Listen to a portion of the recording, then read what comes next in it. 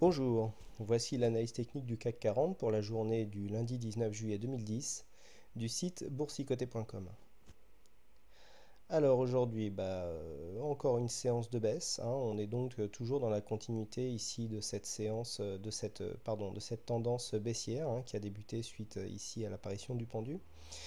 Donc une séance, encore une fois, qui suit bien les retracements que nous avions marqués. Ici, nous avions marqué un plus bas sur la précédente séance sur le retracement des 50%.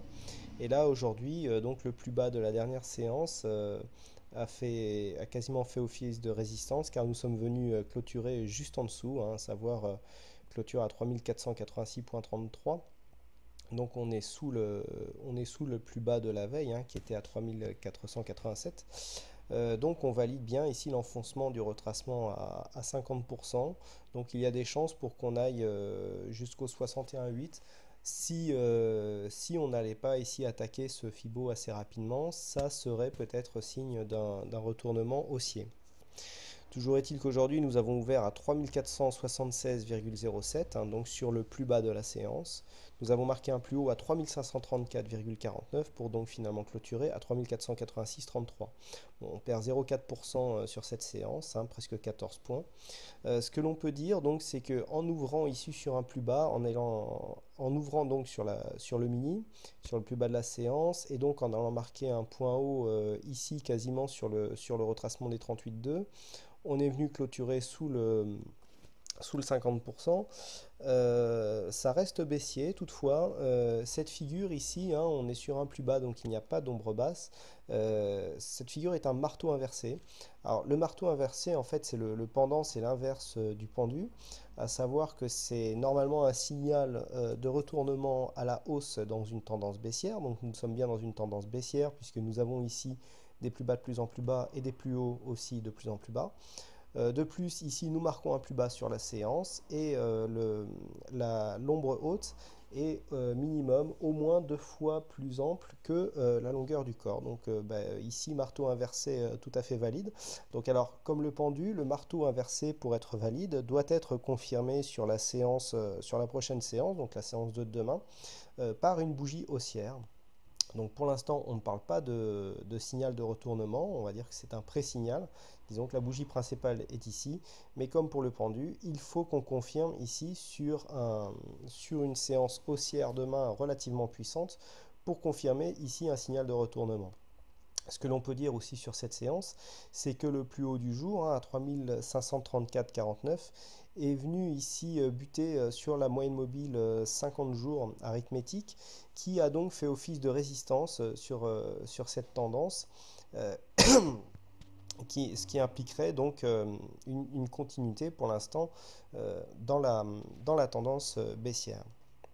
Du point de vue des indicateurs, voilà, on tempérera en fait l'apparition de cette bougie par le fait que nous venons juste d'assister à un retournement baissier. Donc ici, on a un signal de baisse qui a été donné par le stochastique. Donc le croisement, par contre, s'est fait en dehors de la zone de surachat, ce qui donne à ce signal normalement une importante et une puissance moindre. Ici, au niveau des MACD, pareil, on a eu un signal de retournement qui est apparu en même temps que le pendu, mais nous n'étions pas très haut au niveau des histogrammes, donc on peut dire qu'on a une faible puissance de ce signal.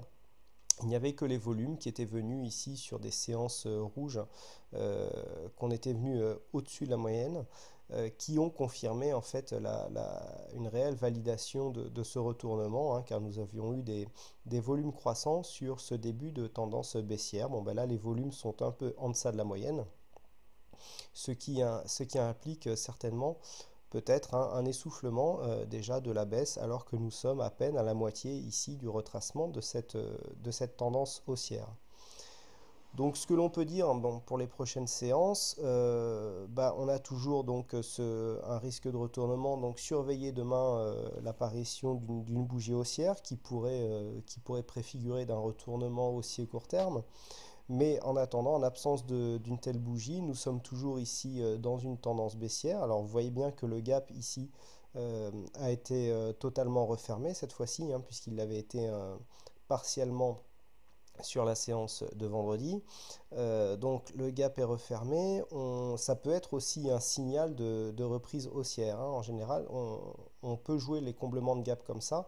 On comble le gap et ensuite, tout de suite après, on repart à la hausse. Ça peut être aussi un scénario alternatif qui pourra être joué si on voit que les cours repartent franchement à la hausse.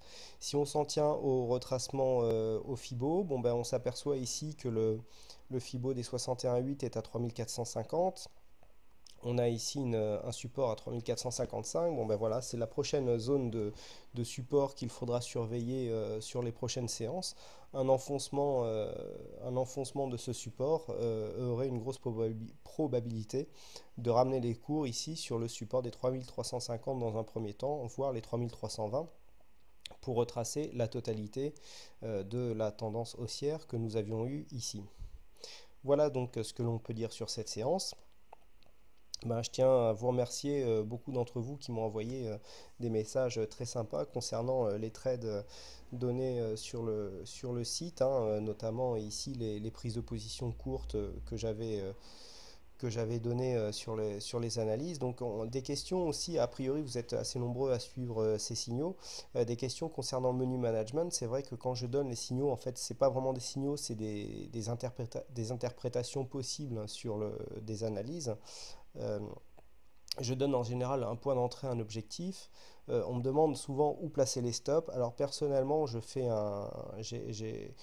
un money management assez classique, à savoir que si mon objectif, par exemple, est de 50 points, ben mon stop, en fait, je le place dans le sens inverse, à la moitié. C'est-à-dire que pour un objectif de 50 points, je prends un stop à 25 points. Donc, bon, en gros, c'est comme ça que je travaille au niveau de mon trading, hein. J'essaie de prendre des objectifs doubles à mes pertes possibles. Donc voilà, par rapport aux prises de position en fait que je vous interprète concernant les analyses, vous pouvez appliquer ce même genre de money management. En général, bon, c'est assez classique, hein, comme approche et donc c'est celle que je vous conseille pour ces signaux. Voilà, au niveau de la volatilité, on revient donc à des valeurs relativement moyennes, donc volume en légère baisse. Il ne reste plus à attendre que la séance de demain pour voir si une bougie haussière apparaîtra et donc validera ici ce marteau inversé. En attendant, ben, je vous remercie à toutes et à tous pour votre fidélité, vos nombreuses visites sur le site boursicoté.com. Je vous rappelle que vous pouvez toujours vous abonner au compte Twitter du site pour être prévenu de la mise à jour de la vidéo en direct. Eh bien, merci à toutes et à tous pour votre attention. Je vous dis à demain pour une nouvelle analyse. Bonsoir.